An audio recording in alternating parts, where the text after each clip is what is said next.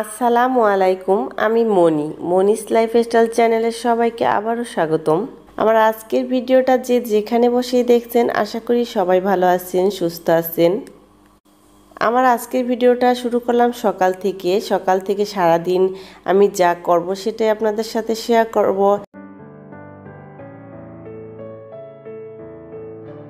Of ক্যামেরায় সকালের নাস্তাটা করে নিয়েছি। এত ব্যস্ততার মাঝে সকালের নাস্তাটা করেছি যে আপনাদের সাথে আর সকালের নাস্তা থেকে ভিডিওটা শেয়ার করা হয়নি। আজকে যেহেতু সারাদিন কাজের ব্যস্ততা বেশি, তাই ভাবলাম যে পরে আর চা খাওয়া হবে না, তাই এখনই নাস্তার পরে একটু চা করে নিচ্ছি।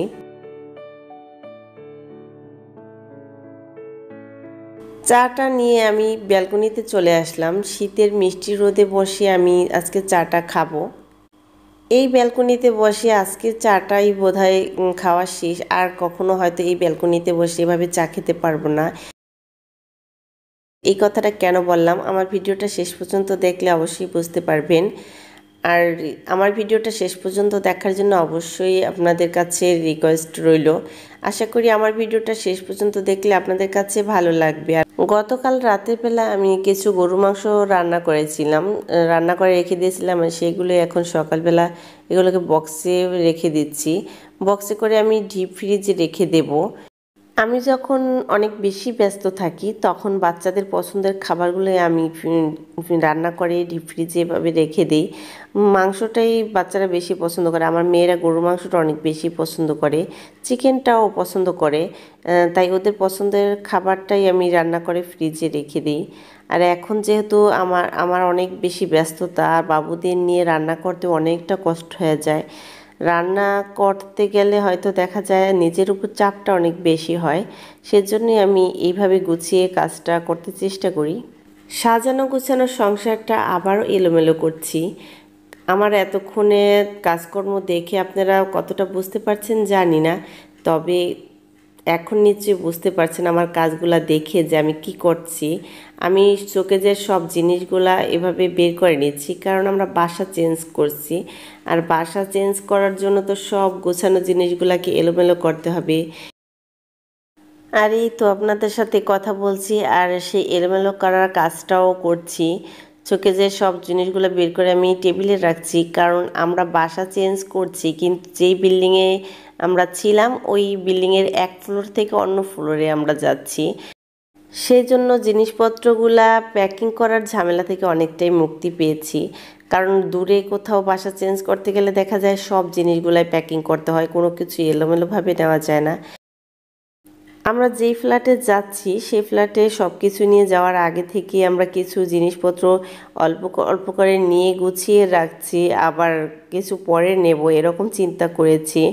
কারণ একসাথে সব কিছু নিতে গেলে দেখা যায় প্যাকিং করতে হয়, না হয়তো এলোমেলো হয়ে যায়। সেজন্য যেহেতু ওই ফ্ল্যাটটা খালি আছে, সেজন্য আমরা অল্প অল্প করে জিনিসপত্র নিয়ে ওইখানে রেখে দিয়ে আসছি। যদিও একই বিল্ডিংয়ে বাসাটা চেঞ্জ করছি, তারপরেও বাসা চেঞ্জ করলে কয়েকদিন আসলে একটু ব্যস্ততা বেশি থাকে। আর আমার তো ছোট দুইটা বাবু, ওদেরকে নিয়ে আসলে একদিন অনেক কিছু গুছিয়ে নিতে পারবো না। আর এদিকে গতকাল রাতে কিছু মাছ নিয়ে আসছিল, রাতে মাছগুলা কাটিনি, সকালবেলা এগুলা কেটে ধুয়ে পরিষ্কার করে নিয়েছি আর এখন ফ্রিজে রেখে দেবো। মাছ আমি ফ্রিজে কিভাবে রাখি সেটা আমার কোনো এক ভিডিওতে আমি শেয়ার করেছিলাম, কিন্তু আজকে আমি অন্যভাবে মাছ ফ্রিজে রাখবো, সেটাই আপনাদের সাথে একটু শেয়ার করছি। একটা বক্সে আমি সবগুলা মাছ রাখবো, কিন্তু আলাদা আলাদা করে রাখবো। কিভাবে সহজে একটা বক্সে একই জায়গায় সবগুলা মাছ রেখে দিতে পারি সেটাই শেয়ার করছি। আপনারা দেখে নিচ্ছে এতক্ষণে বুঝে গেছেন। আমি কিছু মাছ রেখে, যে একদিনে যতটুকু লাগে সেই পরিমাণে রেখে এর উপর আমি একটা পলি দিয়ে দিয়েছি। তারপর আবারও আমি পরিমাণ মতো মাছ রেখে এভাবে আমি পলি দিয়ে দিয়ে সব মাছগুলো একটা বক্সে রেখে দেবো।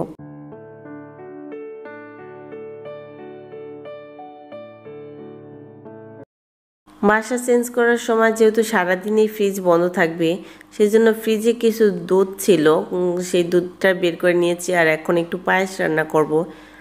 শীত চলে যাচ্ছে, এবছর খেজুরের গুড়ের পায়েসটা খাওয়া হয়নি, তাই ভাবলাম আজকেই খেজুরের গুড়ের পায়েসটা রান্না করি। শীতের সময় গুড়ের পায়েসটা কিন্তু খেতে বেশ ভালো লাগে। আমরা এই বাসায় আসছি 1 বছরের মতো হয়ে গেছে। গত বছর মার্চে আমরা বাসা চেঞ্জ করেছি। যখন এই বাসায় আসছি তখন আমার ছোট বাবুটার বয়স ছিল 3 মাস। অনেক কষ্ট করে আমরা বাসাটা চেঞ্জ করেছি। বাসাটা চেঞ্জ করা অনেকটাই দরকার ছিল, সেজন্য বাবুকে ছোট নিয়েই আমি বাসাটা চেঞ্জ করেছি।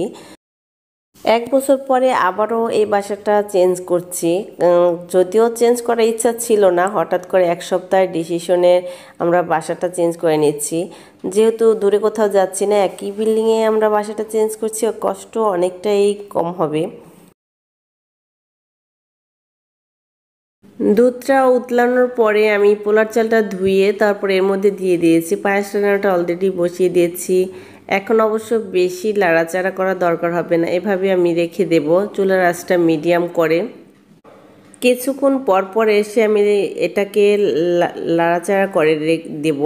পায়েস রান্নার জন্য যদি এভাবে রেখে দেয়, পায়েস রান্নাটা বসিয়ে মিডিয়াম আঁচে কিছুক্ষণ পরে একটু সর পড়লে তারপর লাড়াচাড়া করে দিলে ওই পায়েসটা খেতে অনেক বেশি টেস্টি হয়। কারণ বারবার সরটা পড়ার পরে সরটা কিন্তু আমি লাড়াচাড়া করে পায়েসের মধ্যে মিলিয়ে দিচ্ছি, আর এতে করে সরের যে সুন্দর একটা ফ্লেভার, সরের স্বাদটা পায়েসের মধ্যে কিন্তু মিলিয়ে যায়, আর খুব ক্ষীরি একটা ভাব চলে আসে পায়েসের মধ্যে, খুবই একটা টেস্টি হয়। অফ ক্যামেরায় আমি তেজপাতা, দারুচিনি, এলাচ দিয়ে দিয়েছিলাম, আর এদিকে একটু লবণ দিয়ে দিচ্ছি। পায়েস রান্নাটা কিন্তু আমার প্রায় হয়ে গেছে, আর ঘনত্বটা আপনারা এই তো দেখে বুঝতে পারছেন। আমি এতটুকু ঘন রেখেই পায়েসের চুলাটা বন্ধ করে দেব। আর এদিকে আমি খেজুরের গুড়টা ফ্রিজ থেকে বের করে নিয়েছি। এই গুড়টা কিন্তু একেবারে খাঁটি খেজুরের গুড়। এটা এবছরের গুড় না, গত বছর কিনেছিলাম সেই গুড়টাই আমার ফ্রিজে ছিল। এবছর গুড় কেনা হয়নি, ফ্রিজে যেহেতু গুড় ছিল। গুড়ের ফ্লেভারটা এত সুন্দর, সেটা আমি তো আর মোবাইলে আপনাদেরকে বোঝাতে পারবো না। এই তো চুলাটা অফ করার পরে আমি পায়েসের মধ্যে গুড়টা দিয়ে আমি এভাবে লাড়াচাড়া করে মিলিয়ে দেব। কেননা যেহেতু এটা খাঁটি খেজুরের গুড়, আর শুধু খেজুরের গুড়টা দিয়েই যেহেতু আমি পায়েসটা রান্না করছি, তাই জাল দেওয়া অবস্থায় যদি আমি গুড়টা মিলাই তাহলে দেখা যাবে যে দুধটা অনেক সময় ফেটে যেতে পারে। আমার ভিডিওটা যারা দেখছেন, যদি আপনাদের কাছে ভালো লেগে থাকে প্লিজ একটা লাইক দিতে ভুলবেন না। যারা আমার চ্যানেলটি এখনও সাবস্ক্রাইব করেননি, আমার ভিডিওটা যদি আপনাদের কাছে ভালো লেগে থাকে তাহলে চাইলে সাবস্ক্রাইব করে নিতে পারেন। পাশে থাকা বেল আইকনটি ক্লিক করবেন, অল অপশনটি সিলেক্ট করবেন, যাতে করে আমি নতুন কোনো ভিডিও দেওয়ার সাথে সাথে ভিডিও নোটিফিকেশন আপনাদের কাছে সহজেই পৌঁছে যায়। এদিকে পায়েস রান্না হয়ে গেছে, আর পায়েসটা আমি একটা বাটিতে ঢেলে নিচ্ছি। আর এটাকে সাজিয়ে নেওয়ার জন্য, যেহেতু খেজুরের গুড়ে পায়েস রান্না করেছি, একটু খেজুরের গুড় উপরে দিয়ে একটু সাজিয়ে নিচ্ছি, আর একটু কিশমিশ দিয়ে দিচ্ছি। যে কোনো খাবার খাওয়ার আগে যদি সুন্দর করে সাজিয়ে একটু আকর্ষণীয় করে নেওয়া যায়, ওই খাবারের টেস্টটা কিন্তু আরও বেশি বেড়ে যায়, আর দেখতে সুন্দর দেখা গেলে ওই খাবারের প্রতি আকর্ষণটাও অনেক বেশি বেড়ে যায়। আর এই তো পায়েসটা আমি একটু গুছিয়ে রেখে দিলাম। এই তো এইদিকে সন্ধ্যার কিছুক্ষণ আগে আমি একটু আমাদের নতুন বাসায় আসছি। কিছু গাছ যেহেতু আমি এই বাসাতে নিয়ে আসছিলাম, আর সেই গাছগুলোতে একটু পানি দেওয়ার জন্য আসছি, আর একটু কাজ ছিল, তাই ভাবলাম যে একটু আপনাদের সাথে শেয়ার করি আমাদের নতুন বাসাটা। এই তো বাসা থেকে বাইরের ভিউটা খুবই ভালো লাগে। এই ব্যালকনিটা মাস্টার বেডরুমের সাথে, দুইটা রুমের সাথে দুইটা ব্যালকনি আছে। দুই ব্যালকনিতেই আমি গাছ রেখেছি, যদিও আপনাদের সাথে শেয়ার করা হয়নি। কখন যে সন্ধ্যা হয়ে গেছে বুঝতেই পারিনি একটু কাজ গোছাতে গিয়ে। আর এই তো সন্ধ্যা হয়ে গেছে, সেজন্য তাড়াতাড়ি করে বাসায় চলে আসছি। মেয়ে পায়েস খাবে, তাই মেয়েকে পায়েস দিয়ে দিচ্ছি। আর পায়েস খেতে খেতে আপনাদের কাছ থেকেও বিদায় নিয়ে নিচ্ছি। আবারও চলে আসবো আপনাদের মাঝে আমার নতুন কোনো ভিডিও নিয়ে। সবাই ভালো থাকবেন, সুস্থ থাকবেন। আল্লাহ হাফেজ।